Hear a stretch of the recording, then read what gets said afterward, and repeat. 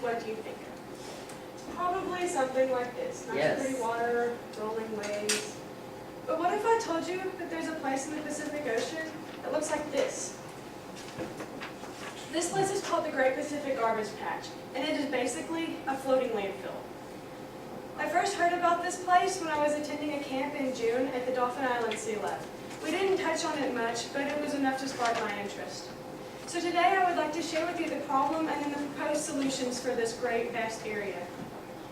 The problem will be broken down into 3 categories: what it is, what the problem is, and what the effects are. We'll start with what it actually is. It is a surface current that was formed in an eddy between Hawaii and California.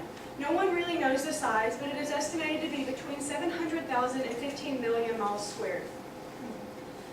And it obviously was not formed at once. It's very hard to get that much trash in one place in one day. So now we will move on to what the problem actually is.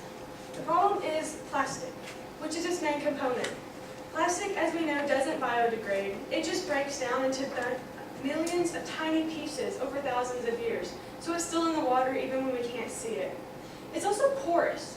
It will soak up the natural toxins that are emitted by, say, octopus or other poisonous creatures that are defense mechanisms.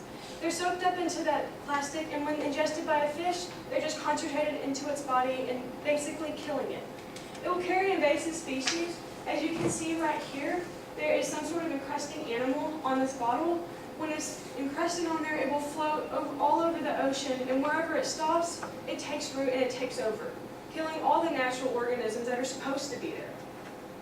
And it is also easily ingestible.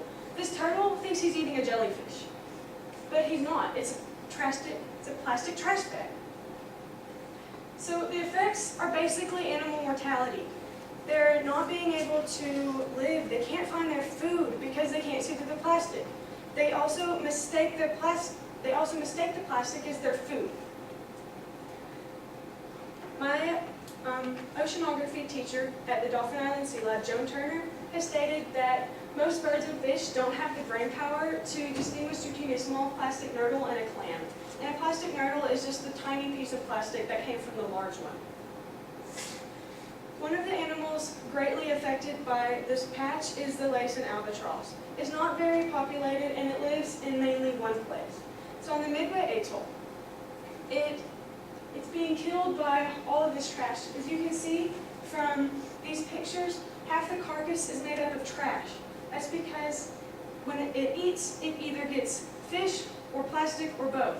It thinks the plastic is fish, and so it eats it, and it just takes up so much room in its stomach that it can't get the nutrients it needs from the fish it does eat.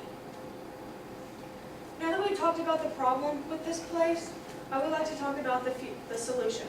There's very few solutions, though. According to Wikipedia, in 2008, there was an expedition that was sent out to identify the methods of the cleanup, the possible methods that we could use to clean this area up. In 2009, there was another expedition that was sent out to determine the practicality of a large-scale commercial-sized cleanup. And again, in 2012, Boyan Slat proposed his ocean cleanup. It should be theoretically cost-free. It uses special arms to collect the trash that floats in through currents. Its floats are designed to reduce bycatch. And I believe this picture here is a prototype of what could be used for the ocean cleanup.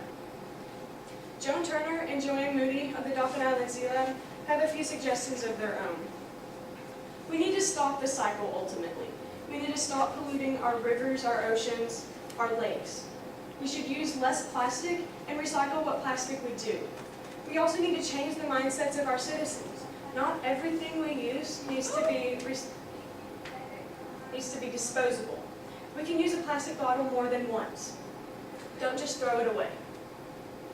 We also, one of the main things we can do is clean up our beaches and our rivers and any waterway that we come in contact with. Because as you can see from this picture, every state is a coastal state. You may be in Kansas or Nevada, but you still have a great impact on the ocean due to the rivers and the lakes in your area.